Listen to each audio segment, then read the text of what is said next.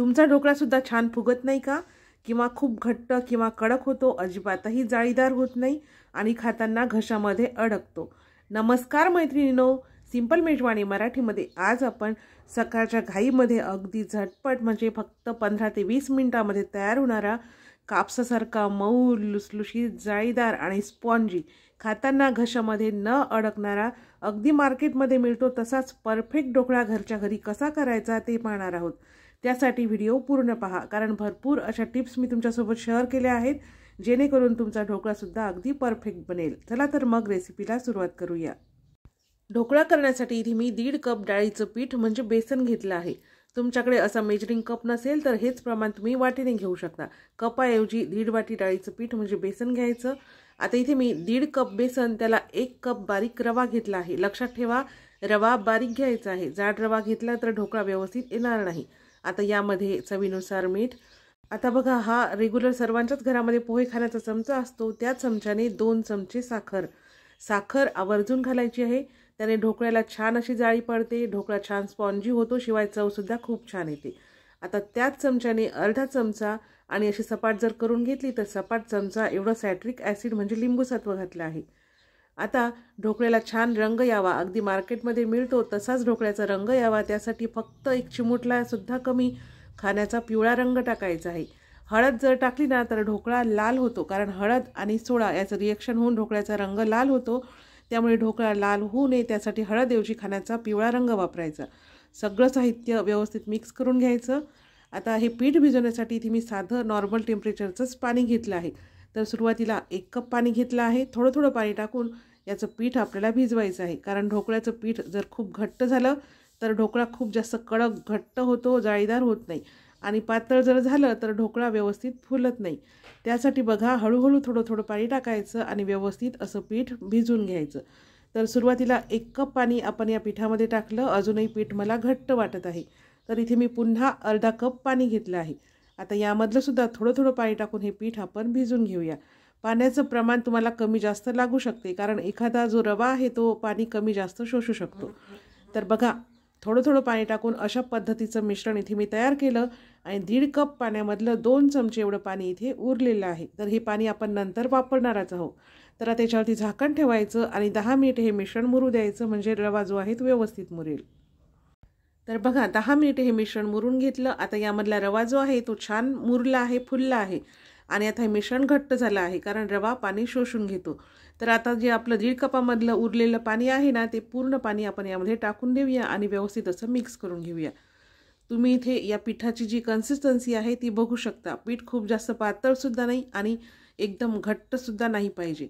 तर बघा, पाणी टाकून व्यवस्थित असं मिक्स करून घेतलं आणि अशा पद्धतीचं पीठ इथे तयार आहे।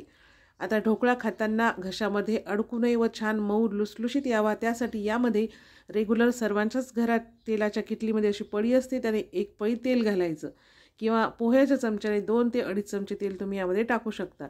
तेल टाकून व्यवस्थित मिक्स करून घेतलं। 1 मिनिट हे मिश्रण फेटून घेतलं, तर फेटल्यानंतर तुम्ही बघू शकता मिश्रण मस्त असं झालं आहे। आता ढोकळा करण्यासाठी मी कुकरच्या डब्याला तेल लावून घेतलं, म्हणजे ढोकळा याला चिकटणार नाही। कुकरच्या डब्याऐवजी तुम्ही एखादा पोळी डब्बा किंवा एखादं स्टीलचं ताटसुद्धा घेऊ शकता, त्याला तेल लावून घ्यायचं। आता ढोकळा छान फुलावा, जाळीदार व्हावा, त्यासाठी यामध्ये पाव चमचा खाण्याचा सोडा आणि याच्यावरती थोडंसं गरम पाणी ओतायचं आहे। लक्षात ठेवा, खाण्याचा सोडा आणि त्याच्यावरती पाणी गरम ओतायचं आहे। गरम पाणी आणि सोडा याचं मस्त असं रिएक्शन होतं। आता हे जे मिश्रण आहे हे ढोकळ्याच्या पिठामध्ये व्यवस्थित मिक्स करून घ्यायचं। जास्त वेळ फेटत बसायचं नाही, फक्त सोडा आणि गरम पाणी मिश्रणामध्ये व्यवस्थित मिक्स करून घ्यायचं।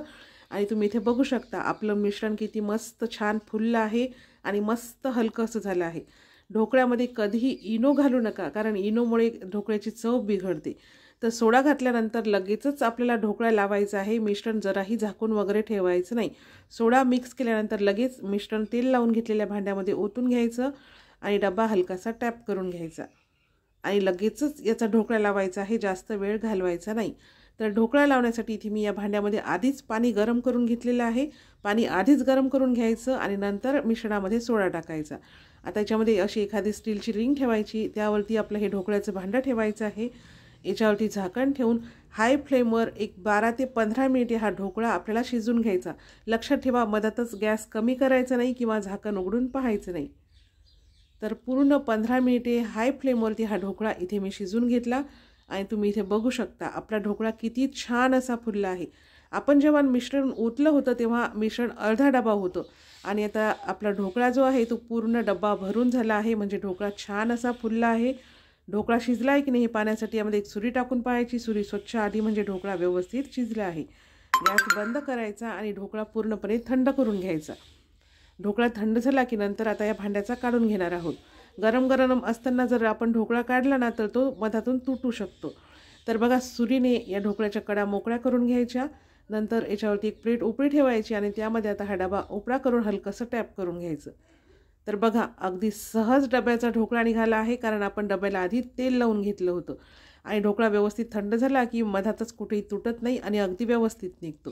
तुम्ही बघू शकता ढोकळा किती छान असा फुलला आहे आणि किती मस्त जाळीदार असा झाला आहे। अगदी कापसासारखा मऊ लुसलुशीत आणि स्पॉन्जी असा हा ढोकळा होतो। बघा अगदी विकतच्या ढोकळ्याला ज्या पद्धतीने जाळी असते ना त्याच पद्धतीने आपल्या ढोकळ्याला सुद्धा जाळी पडली आहे। मस्त जाळीदार असा हा ढोकळा झालेला आहे। तुम्ही इथे बघू शकता।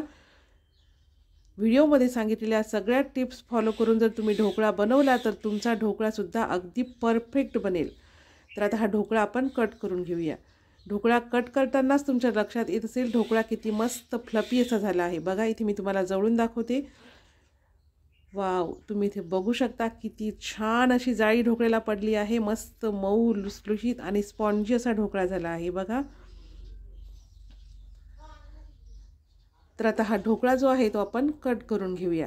ढोकळा तुम्ही तुमच्या आवडीच्या आकारामध्ये लहान मोठ्या आकारामध्ये कट करू शकता।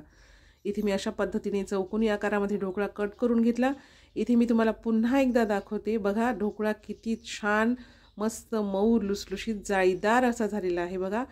या पद्धतीने व्हिडिओमध्ये सांगितलेल्या सगळ्या टिप्स फॉलो करून तुम्ही अगदी पहिल्या प्रयत्नात ढोकळा परफेक्ट असा बनवू शकता। ढोकळा अजिबातही कडक होत नाही किंवा घट्ट होत नाही। आता ढोकळा खाताना घशामध्ये अडकू नये त्यासाठी आपण याच्यावरती तडका करणार आहोत। तडका पॅनमध्ये एक पळी तेल गरम करून घ्यायचं, त्यामध्ये अर्धा चमचा मोहरी छान अशी तडतडू द्यायची आहे। मोहरी छान अशी तडतडली की ती 4 ते 5 हिरवी मिरची अशा पद्धतीने लांब कापून घेतली आहे ती टाकूया। 10 ते 12 कढीपत्त्याची पाने टाकायची आहेत आणि हिरवी मिरची आणि कढीपत्ता मस्त असा परतून घ्यायचा। हिरवी मिरची कढीपत्ता छान असा परतून झाला की आता यामध्ये मी अर्ध फुलपात्र पाणी घातलं आहे। पाणी साधंच घेतलेलं आहे। आता यामध्ये